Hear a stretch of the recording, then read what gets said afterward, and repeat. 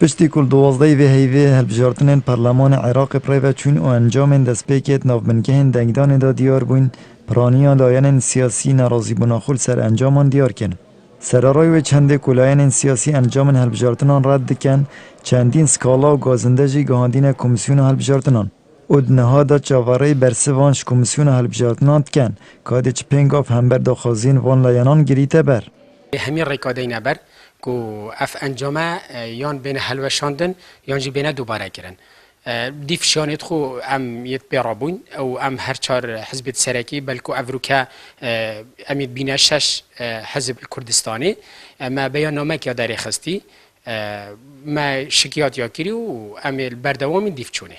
یعنی ما به خوش نبود اف چند بیت کردن چونکو اجبار دو تشت سرکی. ایک اجبار ری کردستان کرد کرد.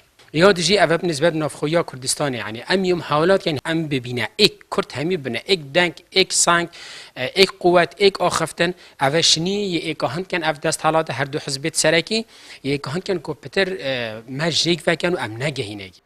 لایان سیاسی خوازن پروسس دنگدان دوباره بهته انجام دان چون سخت کاری که مازند انجام هلبجارتنان دهاتی کردن و وان چندین سکالا بلگه ول کمیسیون هلبجارتنان تومار کرینه.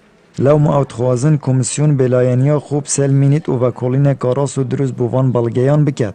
نه جمهوری کاس کالای ما پیشکش کمیسیون کری سروان خروقات کو روجا هلبجاتن هات کردن هر واسه او ویزدگهت کو بوما دوپات هات کردن کو او ویزدگه ما بلگل سرهبوینا کو او دنگت و ویزدگه دا نه دنگت راستن لو بوان بلگا ما از کالا پیشکشی کمیسیون بالا هلبجاتن کری هگر کمیسیون مصداقیت خو دیار رو رون بکد بیتی وی اوس کالا جی خو بکن و انجام دواس کالای او کو لزورینک بیت بو وان بلگا و هر وسط دوباره هلبجارتن بینه کردن.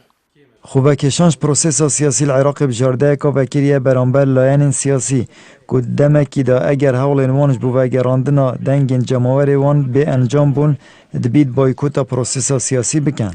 بزاوا گوران گلک ملاحظاتی بینی لسر شواز هلبجارتنا هنه و تزویره که زور هاتیه کردن و بلگه و دلیل دستت مدا هنه کو دنگی ما هاتیه کیم کردن هاتیه برین البرانبری دنگی ما دنگی هندک لایانی تر هاتیه هجمارتن وکیل بیاننامه بزاوا گوران دا جهاتیه دیار کردن کو همی هلویست برمد وکرین همی ریگل برمد وکرین اگر چهار سری نبو دیت نامن گوران دی سری کشته هنده کو خوش پروسه سیاسی یا بیشین عراق و کشتن جه آماجل دهو که هر چالایان کمالا اسلامی و زاوا گوران و اگرتو اسلامی و هفپیمانیه سکالای که هبشت کمیسیون هلبجارتنان تومار کریه.